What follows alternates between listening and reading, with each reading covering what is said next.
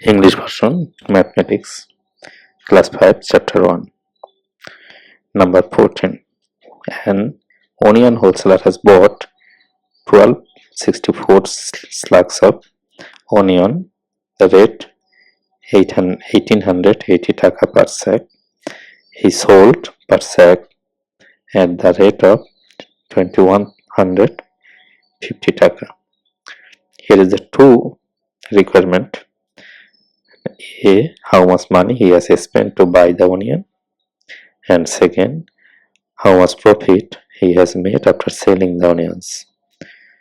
The how much he spent, if we number of sack and purchase rate, what buying rate, you see that, calculate the purchase cost, multiply the number of sacks by cost, then 1264 into 1880 equal to 23,76,320 taka. And number B, how much he profit by selling.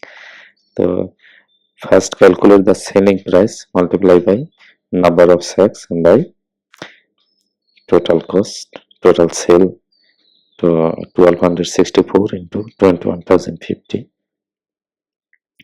to 27,17,600.